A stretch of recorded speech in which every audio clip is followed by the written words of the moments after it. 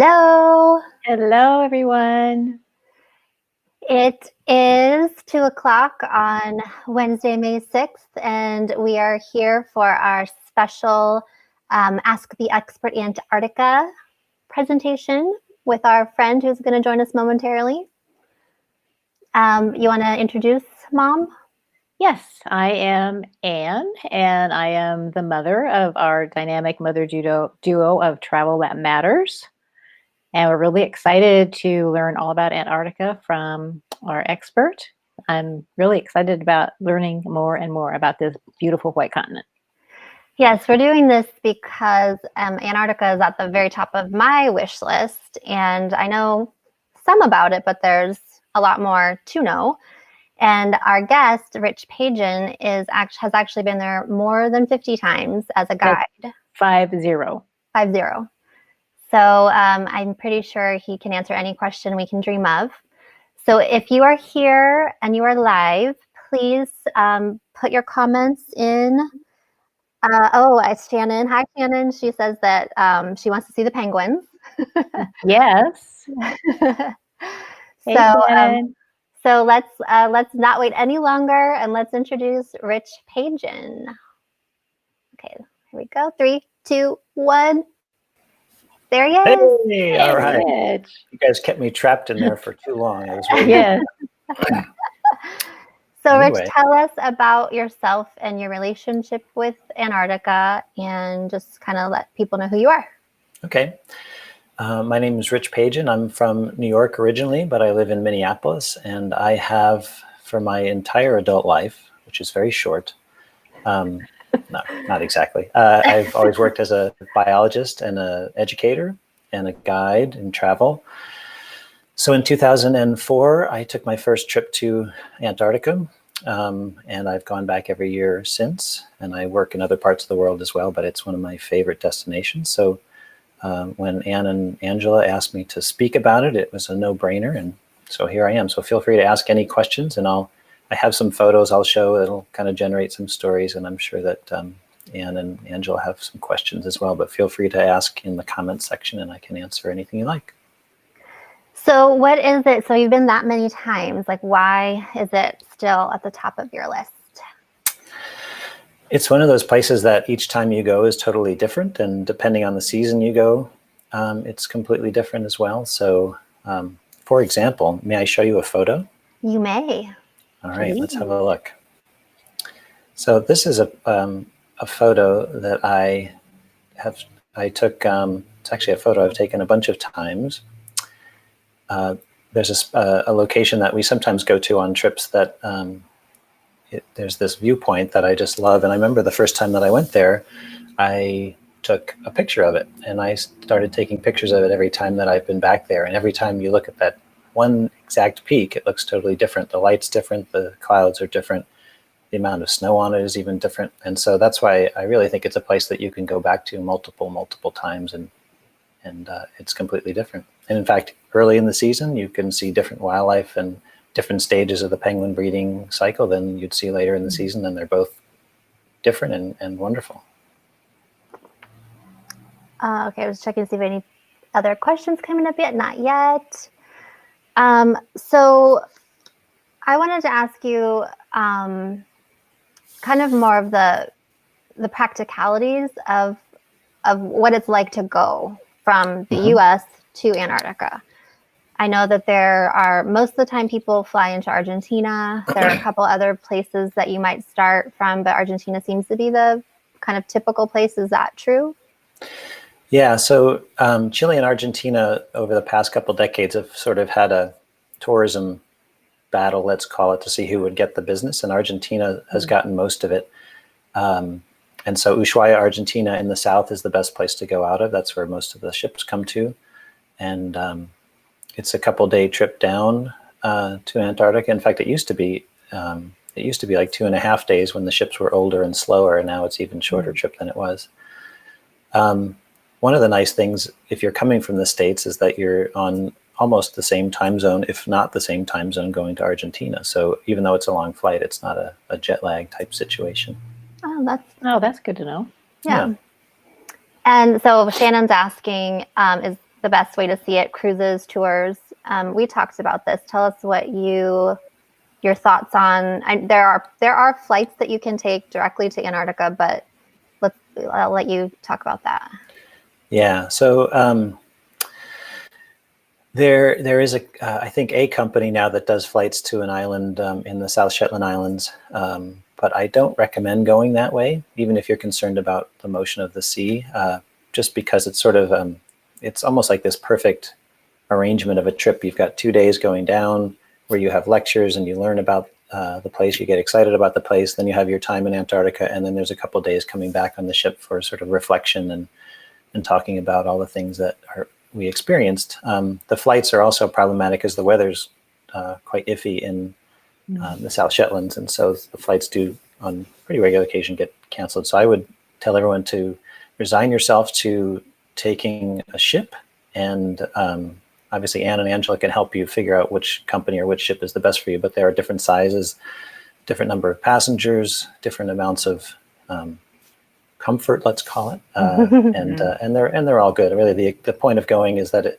it's a place you can't really get to on your own, and so even if you're a traveler who likes to do things on your own, it's one of those cases where you end up on a ship with a bunch of other people who like to do things on their own, but to get there, you really want to join a ship and do it that way. That's a really good point, that you are pretty much guaranteed to meet people you're going to like, because the people who want to go to Antarctica are going to have things in common with you that will be bonding. Yeah. And So this is not a DIY, get your own boat and wing on down there. No, there are some places in the world and Antarctica is certainly one of them, and Northwest Passage being another, and island hopping in Indonesia. These are places where like it's best to go on a ship. You don't want to. And in Antarctica's case, there's no other way to do it. And you guys was looking at Erin's question about what criteria. I think that's a good question to just flesh out a little bit.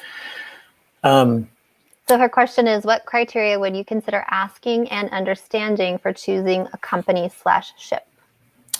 So obviously price is something, but when you kind of put that aside and you look at the things that you would like, group size is huge. So for example, there are ships that are 500, 600 people. I think the cutoff for actually being able to land in Antarctica is 500 people on a ship.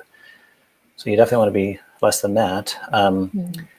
And I've worked on ships that have 200 people, and I've worked on ships that do under 100 people. And the reason for that number being important is that at most of the landing sites, you, as guides, we are not allowed to bring more than 100 people ashore at a time. And so if you're on a ship that has 100 or fewer people, then everybody can go ashore at once. And so that might be for someone who really wants to like not sleep and sleep when you get back from your vacation. Although you can do or not do whatever you like, you're not forced. They don't force you ashore. Get out of the boat. Get off the boat. That's right. Get out.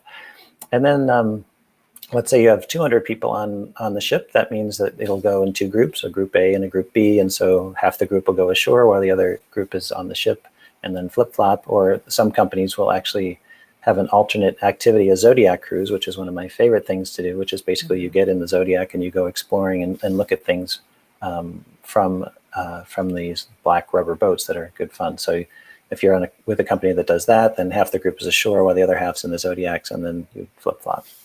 So again, if you only want to do the Zodiac Cruise portion, then you stay on the ship.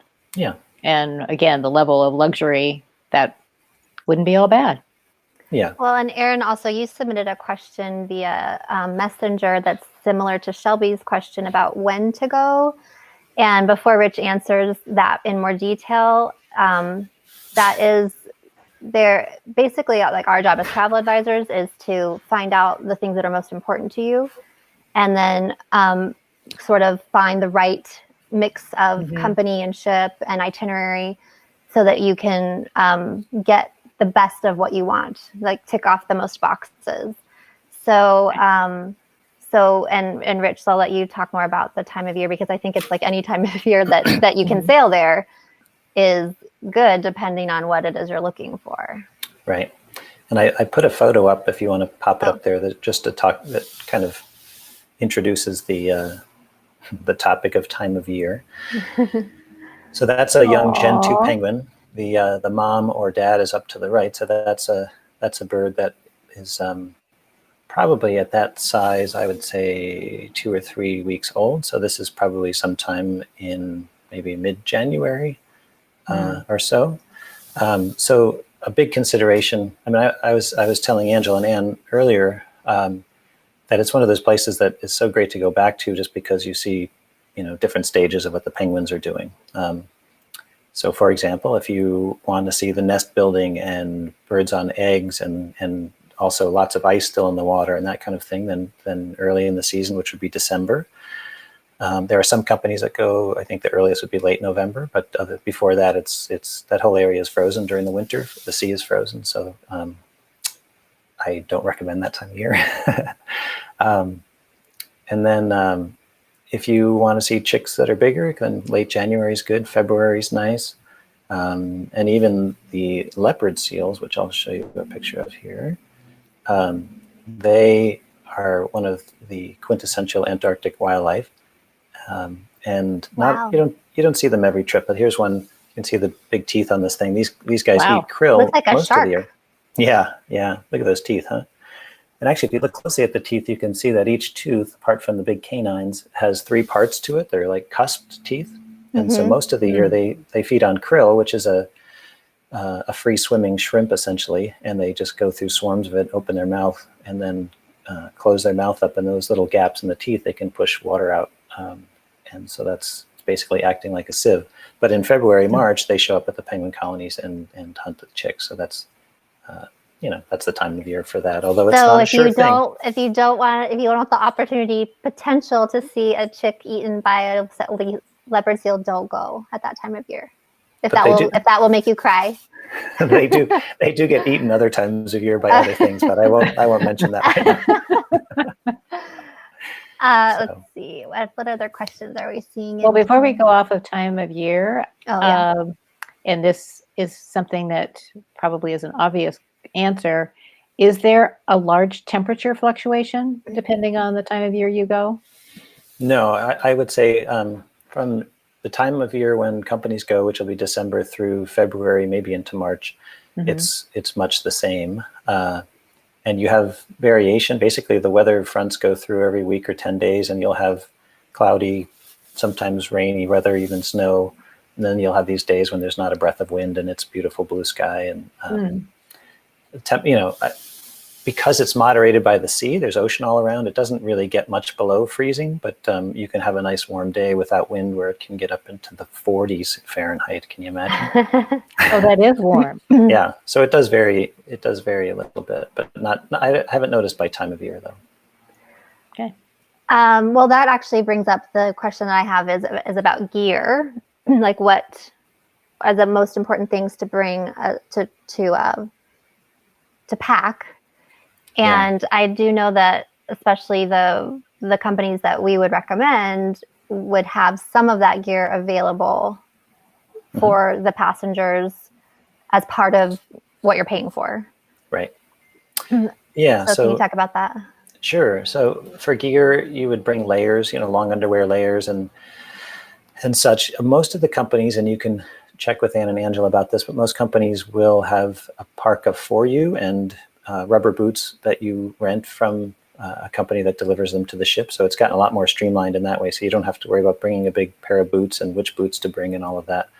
And I think the companies figured that out the hard way, because over the years people would show up with not enough gear. So they want to make sure you're warm and dry. But rain pants, some sort of, things are going to get wet. So even like a dry bag for cameras is very important, because even if it's not raining, sometimes the Zodiacs can be splashy, and so you just have to plan for that.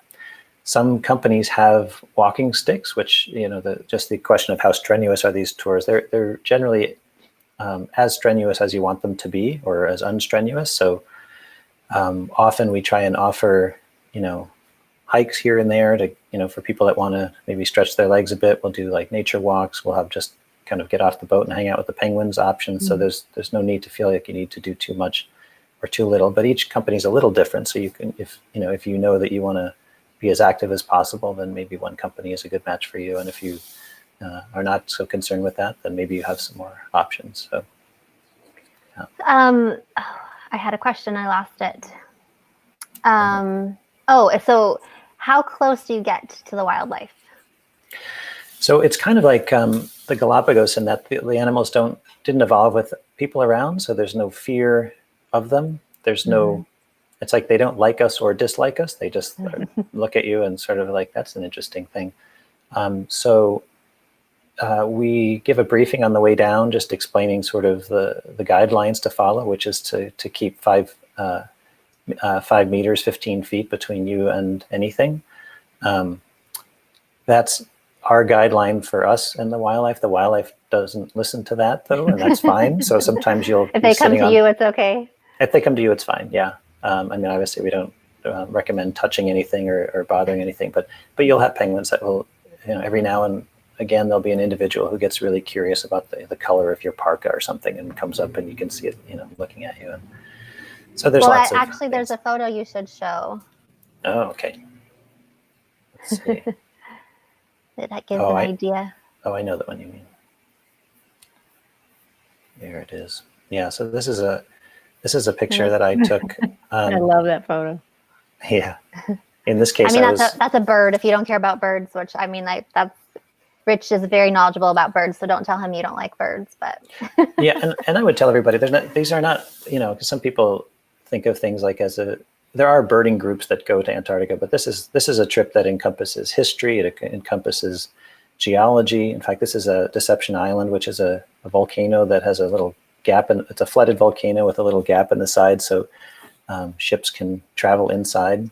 But really, birds, whales, seals, those are kind of the things we're looking for, but also we're learning about the history and looking at the geology and so forth. But this was a bird. This is a skua, S-K-U-A. As I said, a lot of them are very curious, a lot of the wildlife. And so I was just laying down on this gravel beach with my big boots on, and I felt something pecking at my boot, and I looked up, and there he was. So there, it's just one of the, that's why I say going back there as many times as I have, I never get tired of it. There's always new, randomly weird things that happen. If if it is a once in a lifetime trip for somebody, when we were on, so I met Rich on an expedition cruise with Zagram Expeditions to the Seychelles. And there were a bunch of people on that cruise that have traveled with Rich before. And they, the people love traveling with the guides that they traveled with before. And so there are people who will they know Rich is going on a trip and they'll sign up for that trip, and other guides too that they love. But I asked a bunch of people on that trip who had been to Antarctica what, their thoughts on the trip. And everyone said it was like the best thing they'd ever done. And a bunch of people said that they really recommended South Georgia, which I want Rich to speak to the difference between including South Georgia and not including South Georgia. Okay, that's a very good point. Mm-hmm. So 2 main types of trips. You have the Antarctica only trip, which goes from Ushuaia, Argentina, 2 days south, usually 5 days in Antarctica, which is great. So you can really explore around down there, and then 2 days coming back up. And that's good I think the whole trip is 10 or 11 days, and then the flight days to get down there. So it keeps it under 2 weeks, which is, what some people are interested in. And some people are interested in the ice and the Antarctic history and the,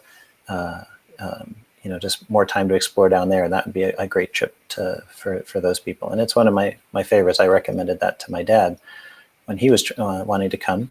But then there's another trip, which is Falkland Islands, South Georgia, and Antarctica. So you're doing 3 different things. They're all completely different.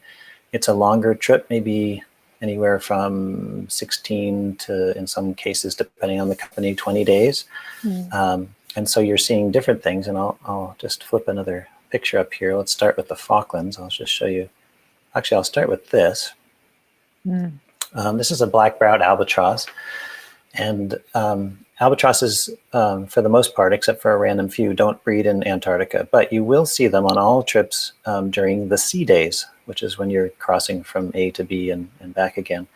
And so this is a photo I took on a trip. These guys sometimes follow the ships. They think the ship is something interesting, and they come check it out. And it's great for photography. And it's really a part of the trip that most people don't consider when they think about going to Antarctica, is that you're going to be at sea with albatrosses and petrels and some amazing birds. And most of the world population of black-browed albatross is nesting in the Falklands. So some trips stop there. Sometimes they go to Stanley, which is the little town there. Some of them go to the outer islands where you would see wildlife like albatrosses, or this is a rockhopper penguin. South Georgia. Look at those eyes. Oh yeah, let me go back. Yeah, they got beady red eyes. So this is a specialty of the Falklands. And then South Georgia, and that's kind of a low-lying, grassy, windy place. South Georgia is this one. Look at all those penguins. And there's not always a rainbow, but but you can't just call one up. No, I can't call it up. But you can see it's got some ice cover and glaciers. In fact, most of it the island is glaciated. It's extremely mountainous island. But you can see there's some vegetation growing there, whereas in Antarctica, you'll see next to none. And it's got a different suite of wildlife that you would see there. And when people get excited about South Georgia, it's often because of the king penguins, which are there, and also elephant seals and fur seals. So for example, here's king penguin.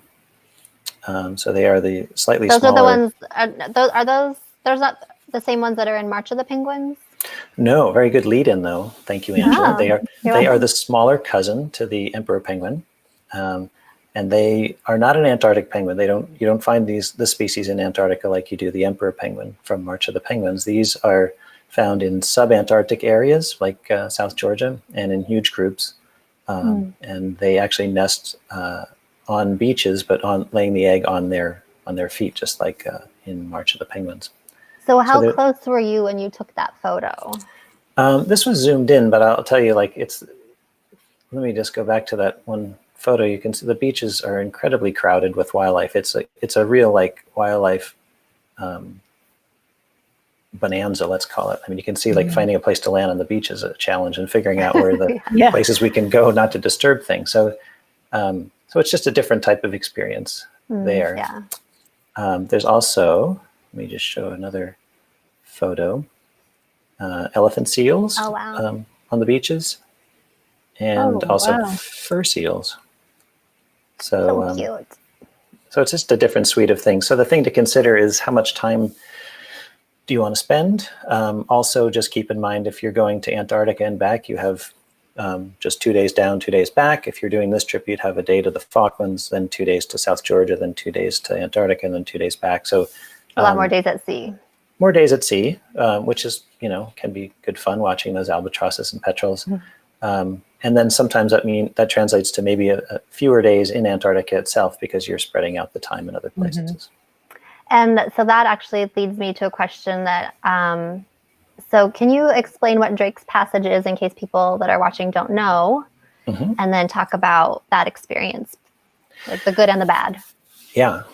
Drake Passage is the body of water between the tip of South America and Antarctica. It's actually the same mountain range. The mountains of Western Antarctica are the Andes, essentially. And so, but there's a gap of water there that tends to be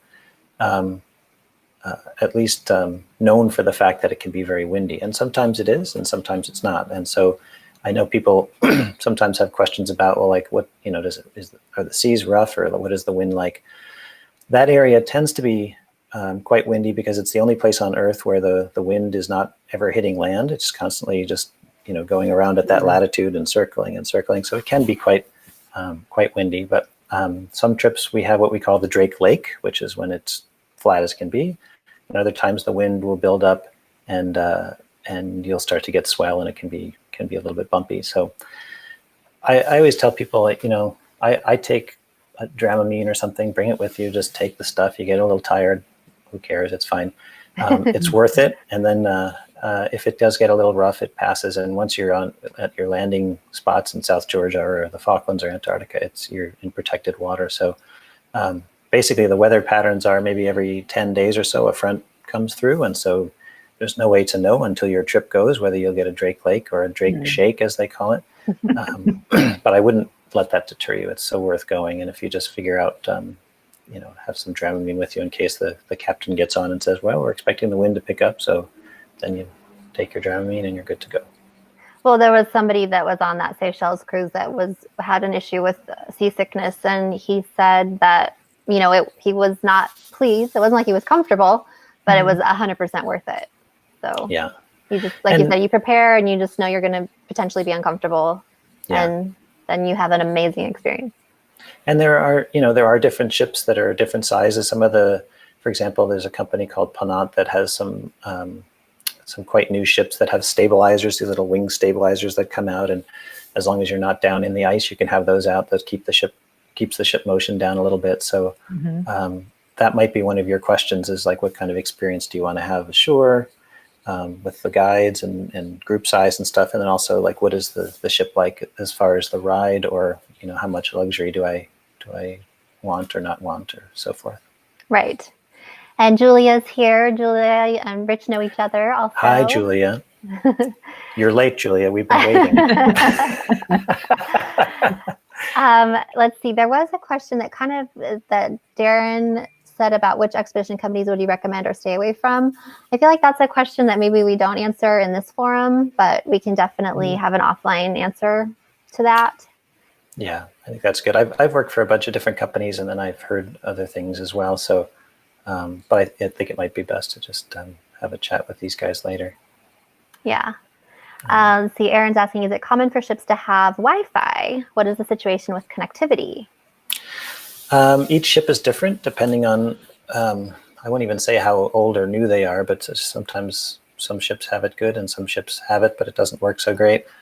Generally, it's a satellite system, so being way down on the bottom of the planet, there's not as many satellites. So I would say you would want to be prepared for it not working great. But that's a question depending on the ship that you go on. Like, for example, the ones I've been on in recent years, it actually works reasonably well. But if you need to know that it's going to be perfect, just make sure you ask Anne and Angela that, and they can just double check what the ship specifics are.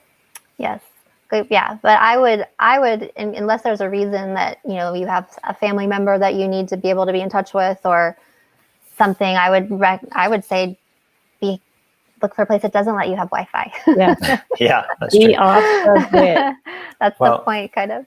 When I first went, there was not Wi-Fi, and there was a guy on the bridge who's called the radio officer, and they basically, I don't know how they managed this, but you could send an email. You put it on a stick. You put it into like this computer that was in the library. He would like a USB stick. USB stick, yeah. Okay. and you put it in this folder, and then he would collect them, and then he would send them from the bridge, and then they would come back to his computer on the bridge. He would print them and then slide them under your door. Like that was the extent of it, Interesting. So I agree with Angela in that there's something nice about being cut off. I mean, if you can work-wise and family-wise sort of cut yourself off, I think that actually will be a highlight of the trip, to be honest. Yeah. Mom, I think you did want to know, kind of like for somebody in your age range, I mean, I know we talked about how you can make it as strenuous or not as you want, but I think there are a lot of people that go to Antarctica are retired because they have the time and the money, right? So it's not like it's something that as long as you're able to get in and out of a Zodiac, you could participate in pretty much any activity. Yeah. Yeah, we always try and, everyone shows up with different things that they're interested in, or different levels of ability, so part of our job is just to try and do as much as we can to make sure people get what they need. So that's why I say, like, some companies will have walking sticks. So it's like you come ashore on a cobbly beach, and you can always bring your own, but it's just, we're always trying to make it so people can do what they, what's within their level of ability. So right. I wouldn't worry about that too much, for sure. Shelby's asking if there are any land-based hotels. There are not. There are some research stations, and part of a trip, probably not the trip that goes to South Georgia and Falklands, just because of the time constraint, but if you do an Antarctica-only trip where you have 5 days down there, one of the stops will probably be at a station where you would meet some researchers that are studying penguins or climate or all sorts of things. So that's another kind of fun, part of the pie. To see what their life is like. Yeah. Yeah. So. But yeah, no, there's no ice hotels or. No, fortunately, I mean the beauty of Antarctica is it's the one place on the planet it's not owned by anybody. Right. There are claims that were made decades ago, and they're all kind of held in abeyance now with the Antarctic Treaty, and hopefully it stays that way. So nobody's taking coal out or drilling for oil, or the only Mhm. extraction going on is in places there's a harvest of fish or krill or that kind of thing, but not anything that we ever see. It's a pretty small scale. So it's a wonderful place for. It's a place that's designated for peace and scientific research. I mean, what's better than that? So That actually brings up a question. One of the things that's important to us as a travel company is sustainability. And I know that there are people who would maybe consider having tourist cruises to Antarctica to be potentially too damaging to the environment. What would you say about that? I would say some people ask me about the carbon footprint of flying down there, and I always tell people there are plenty of organizations that you can do a carbon offset. I mean, obviously it's a long way to go and all that, but once we're on the ship, it's really managed very well. It's more so than anywhere else I've been, really, where there's a group called the International Association of Antarctic Tour Operators, and this is a group that was formed by the companies that operate down there, and they kind of go through the guidelines that we're all supposed to follow, and how many people can be ashore, and how many groups can come to a particular place a day, and other places are off limits. So I think it's actually, we stay to our little world in the ship. We go visit, and then we go back, and we just leave footprints in the snow. I want to know if I want to take epic photos, like what lens do I need to have? I mean, I don't. I'm a Canon person. I don't know what you use, but I'm sorry, anyway. Angela, I'm a Nikon person. It's okay. We can still be friends. I like, as far as focal length, that kind of thing. Mm-hmm. Would you even suggest renting a setup if if that was if what do you shoot with, I guess, and because you've gotten some amazing photos. Yeah, I mean, it's a lot of people are there for photography. A lot of people are there just for the memories and seeing things. So you get all types. So I think depending on where you fit in that category, you can take pictures with your phone. You can take pictures with a point and shoot if that's your thing. If you're someone who likes taking wildlife photos and has a lens or is interested in getting one, it's a perfect excuse to. If you're going to pay for a trip to Antarctica and taking good pictures, you might as well get a good camera. Make sure you know how to use it ahead of time. Yeah. Bring the battery charger. That's always a good one. But I mean, my system. I'll just tell you, my system. I have a little fanny pack like bag, and my words to myself are if it doesn't fit in here, I'm not going to bring it, because if it's too big, I'm going to carry it around anyway. So I've got a zoom lens that goes to 300 millimeters, and then I've got a wide angle, and I also keep a point and shoot in there, and that's fine. That's fine. That's a good, because I end up having a sore back a lot of times with all like when we went and did our safari in Zimbabwe. I mean, I think my camera equipment weighed as much as I did, so I wouldn't do that again. I would figure out a different way to get what I.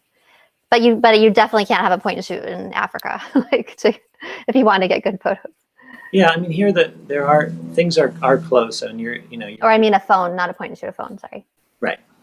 You're keeping your distance from the animals, and that's 15 feet, but they come closer, and so it just depends on what you're interested in. But I wouldn't. I've seen people show up with like two SLR bodies around their neck, and they look like they're in pain the whole time. And yes, I know what that's like. Yeah. I don't recommend it. Yeah. So just get something that you would use. But it is nice to have a lens you can zoom in, for sure. Yes. What point and shoot do you like, Rich? I have a Sony. Some people like the Canon G series is another one. But I have this Sony, and I can give you guys the name to put up later. I can't remember the exact model of it, but it's small and it fits in that same camera bag, and it's always with me. And I do a lot of video with it, actually, too. I love just video of the penguins walking along the beach, or whales coming up and so forth.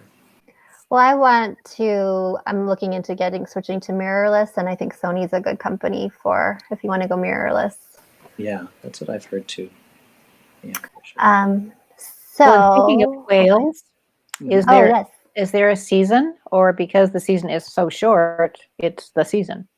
Yeah, it's pretty much the season. The whale, it's humpback whales, and orcas are resident down there. The humpback whales come from the tropics and head down to the high latitudes, let's call it, the top and bottoms of the planet during the respective summers. So January, February is summer down there. So the humpbacks are good pretty much December, January, February, which would be the months that anyone would be going. So these humpback whales come down there to feed. During the breeding season, they leave and go up to the tropics to calve, and they don't generally feed during that time, but they'll go down and feed on mostly krill and small fish as well. And so when we're seeing them, sometimes they're just traveling, or sometimes it's a mother and calf just kind of loafing around. But sometimes we'll actually see them feeding, doing that bubble net feeding, which is when they swim beneath a school of whatever it is and blow bubbles, and it basically creates a curtain of bubbles that startles the fish towards the center, and they will kind of come up open mouth through it as a group. So they kind of it's kind of a communal hunting strategy. So I saw that in Alaska. It was amazing. Yeah. Okay, I'm trying to. Well, that brings up a question I had. Having been on an Alaska expedition cruise, would it be similar other than the terrain as far as just the gear and layering up and all of that? So there you can see the bubble net feeding. That is them communally coming up through that food source. But I would say Antarctica is more otherworldly. It really is. It's different than Alaska in that way, in that it's 99%, at least of the area we travel to, covered by ice and snow. So it just feels like another planet, and it's just so remote, And I love Alaska. Alaska is wildlife in its own right, but I do think it's because you have these penguins that just had no predators when they evolved, so they lost their ability to fly. You've got these weird seals that have kind of, filled this niche of almost like whales feeding on krill with those crazy teeth. And yeah, so it's quite different than, there's no terrestrial mammals. And there's, apart from one little small brown bird that lives on South Georgia, there's no other songbirds or anything in Antarctica. So it's quite extreme for our planet. When are we going to Antarctica, Reg? Oh, I think as soon as this craziness is behind us, I think we should get down there. I mean, it's just funny to think that the penguins and the seals and everything they're all doing their thing. Like right now, it's starting to be winter down there, and so the penguins are mostly out to sea, away from land, and feeding on krill, waiting for us. So, yeah. Any parting wisdom or inspiration for, if you're not already, about booking that trip to Antarctica sooner than later? Yeah, I just think it's, as I've kind of hinted at, I think it's just a unique place on our planet, and it's a place that if people have any interest in something otherworldly and some crazy wildlife, it's certainly something. It's a place that I would have high on my list for sure. Awesome. Well, by December, January, February, things could be happening. Right. Yeah. I'll be there, I hope. Knock on wood. Yes. Yeah. So thank you so much for coming with your knowledge and inspiration, and we really appreciate you taking the time. And I now can understand how you could have been there 50 times. Thanks, guys. It was really nice for you to invite me, and to the audience, if there's any questions that you ask of Anne and Angela and they need my thoughts on it, I'm happy to help you make a choice on which trip and which ship and which company and all of that. So awesome. We have an inside track. Yeah, so you do. Rich, as he said before, goes to other places as well. And so if you think that Rich is a guide you would want to travel with, then we can help you find him in other destinations as well. And he hopefully will come back and talk to us about another destination in the future. Yes. What is your second favorite destination? Oh, it's a tough one. Can I name a few? I would say I love the Seychelles trip that Angela and I met on. Was great. I love anywhere in Indonesia, Papua New Guinea. It's got underwater stuff. It's got land and wildlife. It's got crazy culture. And then you mentioned Alaska, and I love Alaska. It's just a great place, and we're fortunate to have it in our backyard, so to speak. Awesome. Okay. Well, when the green light is on for us to get out there and travel, you have inspired me to put Antarctica more on the top of my list. I don't suppose you go to Egypt, do you? Actually, I'm doing a trip with Zagram Expeditions that's going through the Suez Canal in 2021. Oh, interesting. It starts in Cyprus, and I think it finishes up in the Red Sea, and then we go up into Jordan. So that will be new for me. So I'm very excited about that. All right. Yeah, because that's the top of my list, is getting to that part of the world. Yeah. Okay. So thank you. Thank you. Nice to be with you guys. Okay, we will. I wanted to say that we do have another Ask the Expert coming up in a week or two with Adam Jones, who we met on our safari in Zimbabwe. So he's going to be a super fun guy to talk to about safaring, and so we'll let you know when that's going to happen. So stay tuned for that. Okay. Okay. So again, thank you so much, Rich. And Pleasure. People can post comments in the thread here, and even if they're watching the recording, if you have a question, we'll be sure and get that answer for you. Okay, sounds so good. I think we're ready to sign off. All right. Okay. Bye. Bye-bye.